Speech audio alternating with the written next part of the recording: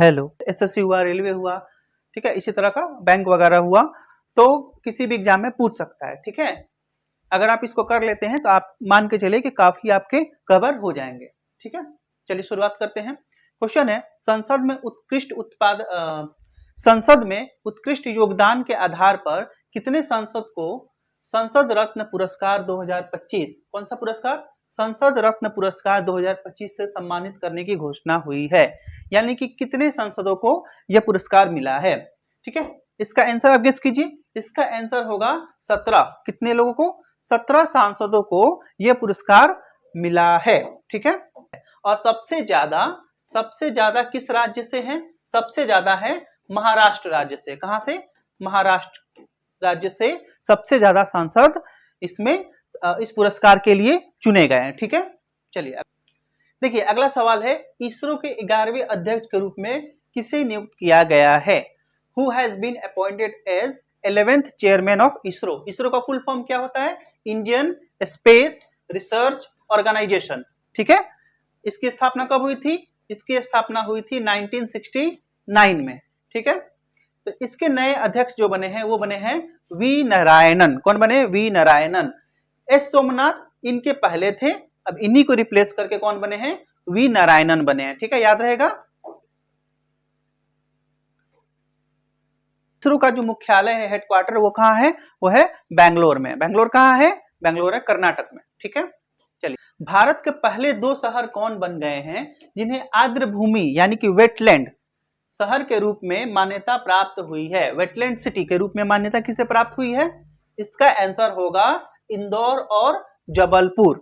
इंदौर और जबलपुर कहाँ है, ये है मध्य प्रदेश में। इनको क्या मिला हुआ है, आर्द्रभूमि शहर के रूप में मान्यता मिली है। ठीक है, ये भारत के पहले 2 शहर हुए। देखिए आर्द्रभूमि क्या होता है, आर्द्रभूमि ऐसा जगह होता है जहां पे जो लैंड है, जमीन है, वो जल से भरा हुआ है। जल से भरा हुआ मतलब कि जो वाटर लेवल है वो इसके आसपास है या सतह पे है।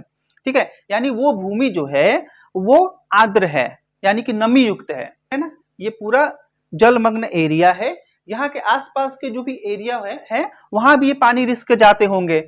ठीक है, यहाँ पे भी देखिए, यहाँ पे भी कुछ एरिया ऐसा है जहां पे चारों तरफ आपको जल दिख रहा है, जल भरा हुआ दिख रहा है। ठीक है, यहाँ पे पक्षी भी आते हैं, कुछ जानवर आते हैं। ठीक है, इसलिए सरकार क्या करती है, इसीलिए इसको क्या किया जा रहा है, इसको संरक्षित करने के लिए इसको एक मान्यता दी जा रही है, जैसे कि आर्द्रभूमि शहर की मान्यता, रामसर साइट की मान्यता। इससे क्या होगा, इसका संरक्षण होगा, इसका जो है बचाव होगा। नहीं तो लोग क्या करेंगे, इसको भी घेर करके भर करके मिट्टी विट्टी और क्या करेंगे, इस पे अपना घर वर बना लेंगे। ठीक है, इसलिए इसको संरक्षण मिले, क्योंकि ये भी जरूरी है। हमारा जो इकोसिस्टम है पर्यावरण का, उसमें हर एक चीज की भूमिका है। ठीक है, हर एक जानवर, हर एक जगह की भूमिका है। ठीक है, अगर ये धीरे धीरे विलुप्त हो जाएंगे तो फिर कैसे होगा, फिर धीरे धीरे क्या हो जाएंगी, प्रजातियां खत्म होने लगेंगी। इसीलिए इन आर्द्र भूमि को भी बचाना जरूरी है, जैसे कि जंगल बचाना जरूरी है।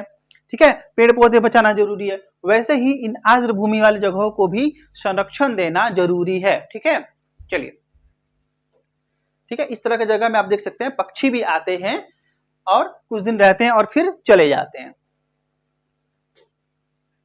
अगला सवाल है, गणतंत्र दिवस 2025 के मुख्य अतिथि कौन थे।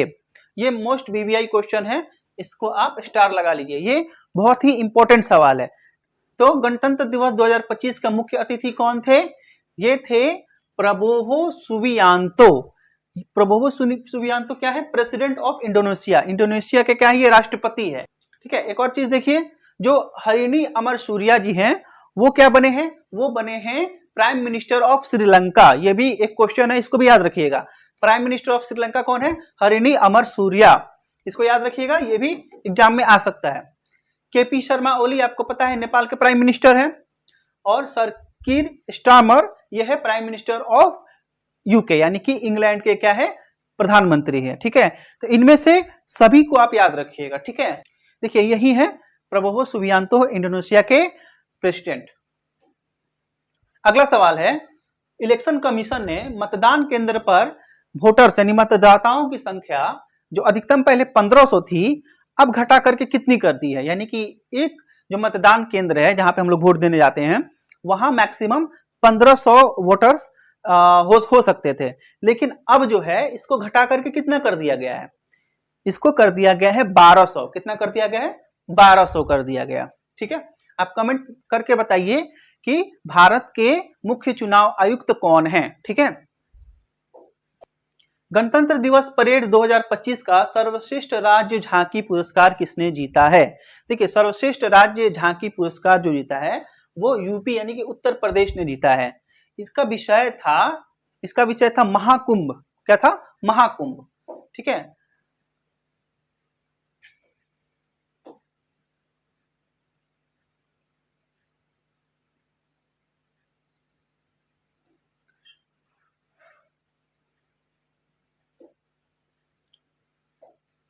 और गणतंत्र दिवस इस वर्ष गणतंत्र दिवस की थीम क्या थी, इस समय 2025 में गणतंत्र दिवस की थीम थी स्वर्णिम भारत। क्या थी थीम, स्वर्णिम भारत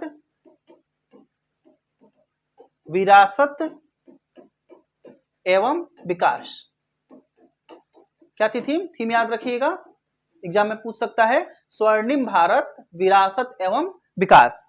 गणतंत्र दिवस 2025 की थीम यही थी। और प्रथम जो पुरस्कार है झांकी का वो किसने जीता है, उत्तर प्रदेश। उसकी थीम क्या थी, उसकी थीम थी महाकुंभ से रिलेटेड। ठीक है, चलिए देखिए यही थी झांकी। अगला सवाल है, भारतीय नौसेना में शामिल किए गए प्राचीन सिले हुए जहाज। सिले हुए जहाज का क्या मतलब है, इसमें कील काटी सब का इस्तेमाल नहीं किया गया है, इसको सील करके बनाया गया। ठीक है, सील करके और इसका निर्माण किया गया है।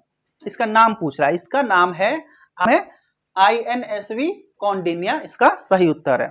ठीक है, ये देखिए INS वागसीर जो है और INS कलवरी और INS वागीर, ये तीनों जो हैं ये स्कॉर्पियन श्रेणी की, क्या है, स्कॉर्पियन श्रेणी की पनडुब्बियां हैं। ठीक है, ये टोटल 6 हैं। कितनी है टोटल, 6 हैं। 6 पनडुब्बियों में से पहला जो है वो है INS कलवरी। क्या नाम है, INS कलवरी। दूसरा जो है उसका नाम है INS खंडेरी। क्या नाम है, INS खंडेरी। तीसरा जो है उसका नाम है INS करंज। क्या नाम है, INS करंज। चौथा जो है उसका नाम है INS वेला। क्या नाम है, INS वेला। पांचवा जो है उसका नाम है INS वागीर। क्या नाम है, INS वागीर। और छठा जो है उसका नाम है INS वागशीर। क्या नाम है, INS वागशीर। ठीक है,